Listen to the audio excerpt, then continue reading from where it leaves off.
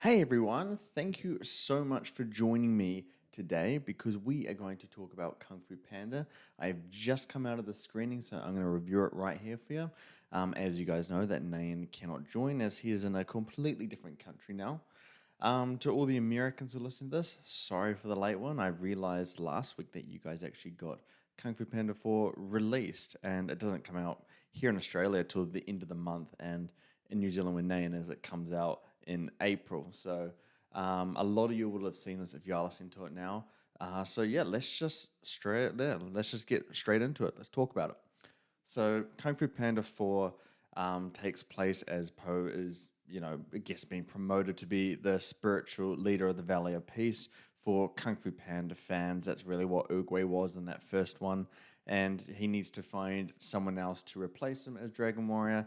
And then he finds out of this bad plan by a sorceress who wants to summon all the old villains from Poe's past and who are in the spirit realm. So that's basically the gist of the story. And I mean, I think it's pretty clear on what the consensus is right now, and I agree with it. It's that it's really not as good as the others. It's much weaker than the past three, and I think Kung Fu Panda, the franchise, just started off at a really high rate, almost to an underrated level at this point, and it's just continued to go downhill. They're trying to squeeze as much as they can from Poe's story, and I think each Kung Fu Panda film that comes out, it just gets a little bit more thinner, and there's just a little bit less to draw from every single time. So the film is directed by Mike Mitchell, and this is the biggest reason as to why I was not excited for it, like those past Kung Fu Panda movies. And it's really Mike Mitchell. Like you just look at some of the stuff he's done, and I mean, let's take a quick look here. Shrek Forever After. We all know how that went. It completely killed the entire series. Alvin and the Chipmunks, Chipwrecked. Again, just absolutely disaster. Awful movie. Yeah, so that Alvin and Chipmunks was done after that. Lego Movie 2. That's why there hasn't been a Lego Movie 3, is because that movie wasn't really that good, particularly when you compare it to the first one. So yeah, this guy's he's a bit of a franchise killer, so to speak. It might be a little bit harsh. I'm being a little bit harsh there, but yeah, just not not a great filmography to have. And I saw him directing, and I'm like, yeah, I don't have too much faith in this. Suffice to say, though, I am a little bit surprised because from the marketing and the trailers of this movie, I didn't get a great impression, and so it was a little bit better than perhaps I was expecting. It keeps a lot of the Kung Fu Panda charm, just continuing to have good themes and yeah, some excellent action sequences, some really good stuff there. Otherwise, yeah, for this one, I feel like it's more, I guess, manufactured in a way. It feels just, your generic screenplay and animated film put together. And the main purpose of it is to really entertain the children. So you have the entertainment front and center. The humor is kind of way up and dialed back in terms of the maturity of that humor, which is fine. It's a kids movie, so you can all live with that. But the themes and maturity are just it's way down. Sure, we get some glimpses of it, but it's never really dialed in. There's just moments where the thematics of the film kind of come to the forefront of what's going on, rather than those that first Kung Fu Panda and the second Kung Fu Panda as well were really good with this. Like the themes played a strong part in the movie from the very start to the very end. They had a really prominent role, and you really feel the movie. You feel the characters grow and learn, and it just makes it far more compelling. This one doesn't really have it. There's some moments where they talk about the concept of change, all that stuff, and how to adapt, and it works, but again, it doesn't really focus too much on them, but they do have this spot in it. So yeah, it's just something that's not really working out long term for this franchise. It probably should. It needs to come to a close. It needs to end. There's just not enough room here to really tell much more of a story, especially with all these characters getting older and moving into the next phases of their kung fu career.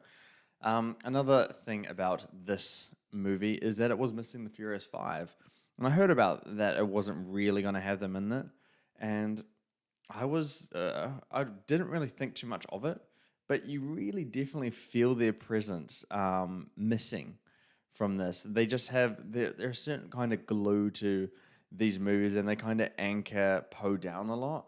That's when just those characters being around allows that character to be a little bit more, I guess, humble and reflective, and we don't really get that here. So that Poe's just kind of being Poe.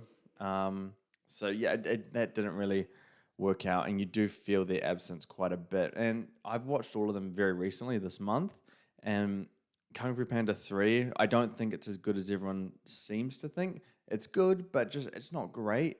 And the Furious 5 I'm missing for a lot of that movie. I think when Poe just has too much to do, it just gets a little bit too silly and goofy because he is that type of character and he works well as that character. I'm not saying the character should change at all, but he needs, those really grounded characters around him to try and bring some balance to the film. You saw that in the first one, The Furious Five, and Shifu really grounded at that point, and then you saw it with the villain in the second one, who obviously massacred all the pandas. So yeah, that's how I think Poe should be, surrounded by those kind of characters. We're introduced to a new one by Aquafina in Zen, who plays like a fox who's kind of a thief, but a good or like a good-hearted thief that does like crimes.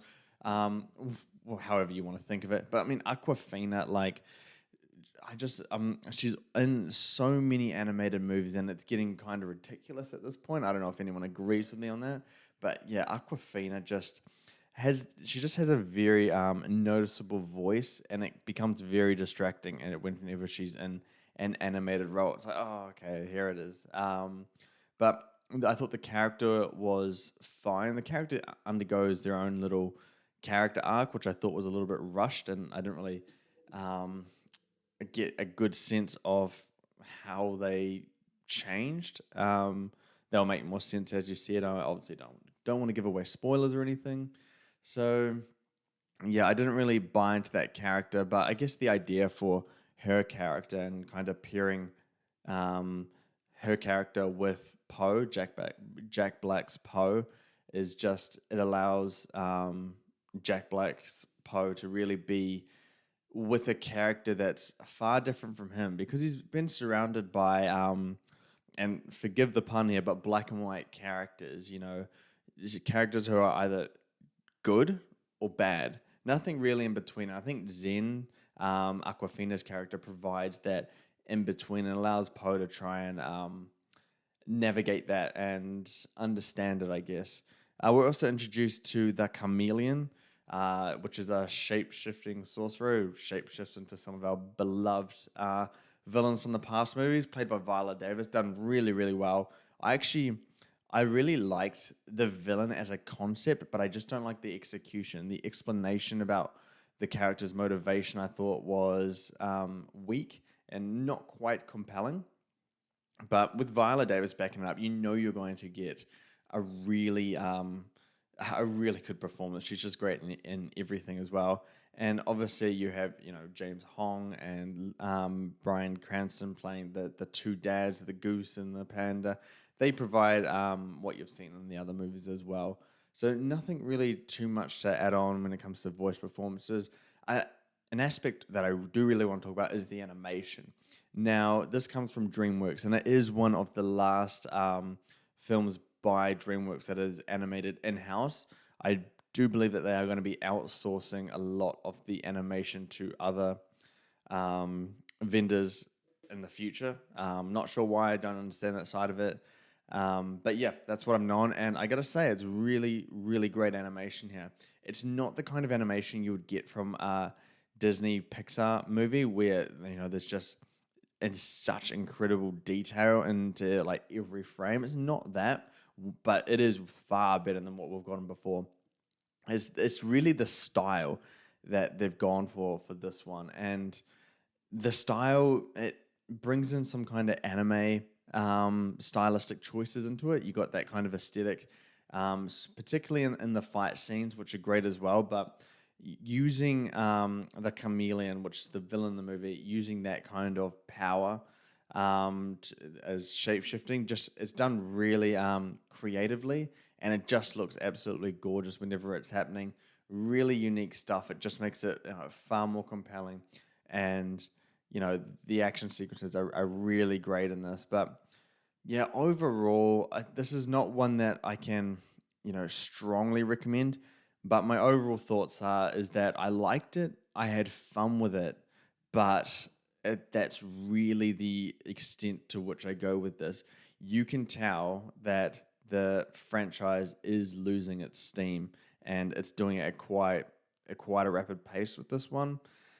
Yeah, that's really it for this, because I watched the first three, I think maybe about a couple weeks ago now, just to kind of get ready for this one, I guess. And I love the first two. I think the first two are just they're super underrated. They're great. The humor is just it works for kids. It works for adults. It's timed really well. The themes in it are just they're powerful, and yeah, you start to lose it. And I think a lot of it is the character of Poe just getting more screen time, and um, just kind of having the leniency to really be himself. He's just too much of a goofy character, and it kind of gets lost. All serious, and really does get lost in it. So yeah, that is my thoughts of Kung Fu Panda 4. Oh, and I will mention that in terms of the score for this, Hans Zimmer did come back for it, and I can confirm it is another banger, as you would expect, right? I mean, there's no doubt in my mind about that. Hans Zimmer, he did it with Steve Mazzaro as well. So a strong score here that really does help some key moments in this. But yeah, if you want to, in terms of my recommendation, if you just want to go and enjoy a happy, wholesome family movie that looks nice and is funny and entertaining, Kung Fu Panda 4 is the one to go to right now. But if you are looking for something a little bit more deeper and sincere, I'd wait for other movies to come out. Perhaps Inside 2 might deliver that one for you. Otherwise, I think I'm done here talking like Kung Fu Panda 4. And yeah, I don't really know if it's going to be Kung Fu Panda 5. I don't know where they can go with this character and this story anymore. I think they've run to the very end of the finish line with Poe. And so I guess we'll have to see on that one.